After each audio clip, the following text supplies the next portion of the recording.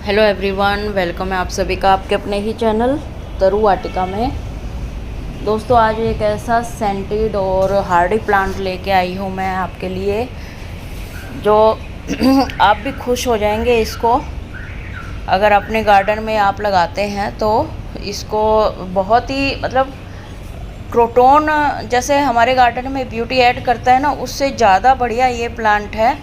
हालांकि हर प्लांट की अपनी स्पेशलिटी होती है, लेकिन ये हार्डी प्लांट है, care free paste free plant है। क्रोटोन में एक बार में फिर भी बारिश के टाइम वाइट एफिड का अटैक हो जाता है, पाउडर सा लग जाता है, लेकिन नीम ऑयल से वो भी चला जाता है बार बार अगर हम करते हैं। लेकिन ये जो प्लांट है, इसके कभी पेस्ट का अटैक नहीं सुना है। और ये देखिए, सेंटर में इसकी नई ग्रोथ आ रही है। इसको जो माली हैं वो इलायची का प्लांट कहकर बोलते हैं, क्योंकि इसके अगर पत्ता तोड़कर आप च्यू करोगे तो उसमें इलायची जैसी थोड़ी थोड़ी खुशबू आएगी, इसलिए इसको सेंटेड प्लांट भी बोला जाता है। और इसके जो पत्ते हैं वो आपको बता देते हैं कि इनको किस चीज़ की कमी है या क्या चीज़ ज़्यादा है।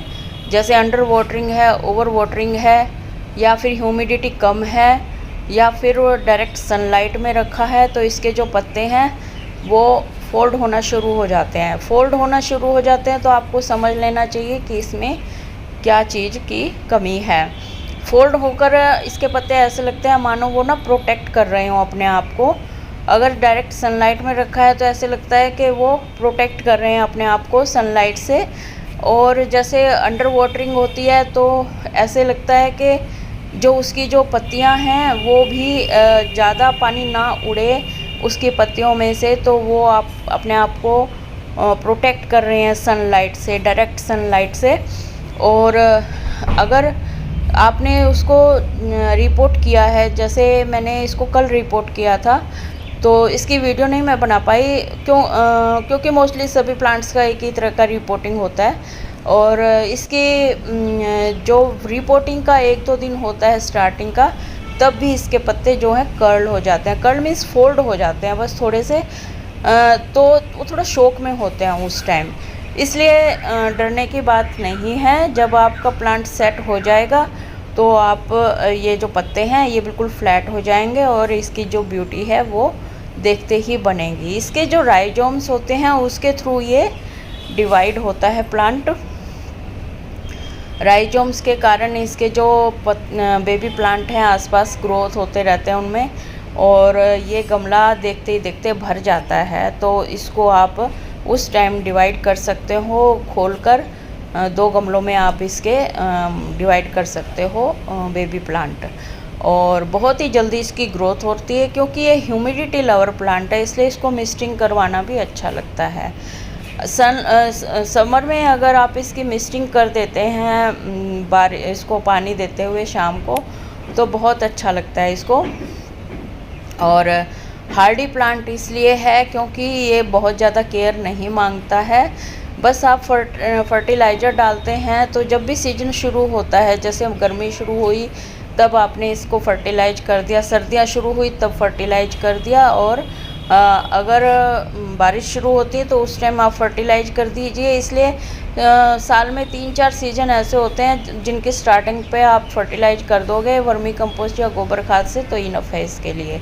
अब आपकी इच्छा है कि आप इसको बीच में लिक्विड फर्टिलाइज़र देते हैं या नहीं देते हैं। इसमें फ्लावर भी आते हैं, लेकिन बहुत मैच्योर प्लांट में आते हैं, और वाइट कलर के फ्लावर आते हैं फनल की शेप में, और एंड पे उसके रेड कलर का डॉट सा होता है। बहुत ही ब्यूटीफुल फ्लावर आते हैं। और इसकी लोकेशन की हमने बात, लोकेशन हम इसको मॉर्निंग सनलाइट इसके लिए ठीक है, या इवनिंग सनलाइट। बीच में जो सनलाइट होती है डायरेक्ट, वो इसके लिए सही नहीं होती। 2-3 घंटे की सनलाइट इसके लिए सफिशिएंट है। अगर आप इसको टेरेस पर रखते हैं तो नेट के नीचे रखिए, या फिर बहुत सारे प्लांट्स के नीचे रखिए, या दीवार के साइड में रखिए, ताकि इसके ऊपर डायरेक्ट सनलाइट ना पड़े। डायरेक्ट सनलाइट पड़ेगी तो इसके पत्ते फोल्ड हो जाएंगे, और जो कॉर्नर है पत्तों के वो ब्राउन होना शुरू हो जाएंगे, तो इसकी जो ब्यूटी है ना वो ख़त्म हो जाएगी, एक तरह से अच्छा नहीं लगेगा। जब जब इसके पत्ते पीले होते हैं, जैसे ये देखिए, ये मैंने छोड़े हुए हैं वीडियो बनाने के लिए, ये पत्ता जो नीचे पीला हो रहा है या स्टेम पीली हो रही है उसको आप कट कर दीजिए ताकि इसकी जो ब्यूटी है वो ख़राब ना हो।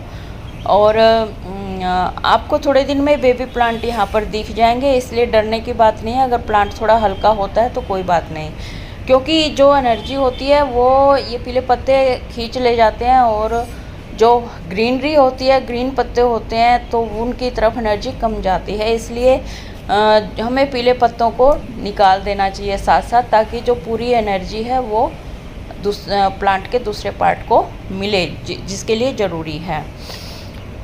तो सोयल की बात करें तो सोयल, इसके लिए रिच सोयल बहुत ज़रूरी है। रिच सोयल में आप इसकी रेशो ले सकते हैं 50 30 and 20। 50 garden soil, 30 vermi compost या गोबर खाद, और 20 सैंड या परलाइट या कोकोपीट वो होनी चाहिए। कोई भी टाइप की सोयल हो, लेकिन वो पोरस होनी चाहिए, वेल ड्रेन होनी चाहिए, क्योंकि वेल ड्रेन सोयल नहीं होगी तो इसके जो राइजोम्स हैं उनमें पानी जमा हो जाएगा और वो सड़ना शुरू हो जाएंगे, और आपका जो प्लांट है वो मरना शुरू हो जाएगा और आपको पता नहीं चलेगा, गल जाएंगे वो। गलने के बाद फिर आपका प्लांट धीरे धीरे ख़त्म हो जाएगा। तो इसलिए वेल ड्रेन सोयल का होना बहुत ज़्यादा ज़रूरी है। वाटरिंग का तो बस एक ही फंडा है, आप इसको ड्राई होने दें सोयल को और फिर उसमें पानी डालिए, क्योंकि वही है, अगर आप ज़्यादा पानी डालेंगे, वो ओवर वाटरिंग करेंगे तो जो इसके कंद हैं या फिर राइजोम्स हैं वो गलना शुरू हो जाएंगे ज़्यादा पानी की वजह से। और जब इसकी ड्राई सोयल हो जाए ऊपर से, तभी इसको पानी दीजिए। मॉइस्ट सोयल आप रखिए इसकी, मॉइस्ट सोयल इसको बहुत पसंद है। तो और फर्टिलाइज़र का मैंने आपसे डिस्कस कर लिया है, और वाटरिंग का, हाँ, बालकनी में आप इसको रख सकते हैं और अंदर भी रखते हैं। अगर आप, ये इंडोर आउटडोर दोनों टाइप का प्लांट है, अगर आप इसको अंदर भी रखते हैं तो वहाँ पर फिल्टर्ड सनलाइट आनी चाहिए 2-3 घंटे की, तब ये प्लांट आपका अच्छे से ग्रो करेगा। बिल्कुल डार्क कमरे में ये नहीं चलेगा, और क्योंकि इसमें ब्लूमिंग भी आती है, तो ब्लूमिंग तो थोड़ी बहुत सनलाइट इसको मिलेगी हल्की फुल्की 2-3 घंटे की, तभी इसमें ब्लूमिंग आएगी। और पोट की अगर हम बात करें तो पोट एकदम बहुत छोटा भी नहीं लेना है, जैसे 4-5 इंच 6-7 इंच का, और बहुत बड़ा भी नहीं लेना है। कई बार हम लोग सोचते हैं कि एक ही बार रिपोर्ट कर दिया जाए, बार बार कौन इसको निकालेगा और रिपोर्ट करेगा, क्योंकि अगर ट्रेंड गार्डनर नहीं होते हैं तो रिपोर्टिंग के टाइम कोई भी मिस्टेक हो सकती है और प्लांट ख़त्म हो सकता है। तो इससे बचने के लिए कई लोग सोचते हैं कि एक ही बार अच्छे से पोट में लगा दिया जाए, लेकिन ये बिल्कुल गलत है। पौधे के साइज के हिसाब से आप पोट को सिलेक्ट कीजिए, और जब इसका पोट भर जाए इसके बेबी प्लांट से, तब आप इसको अलग अलग कर दीजिए।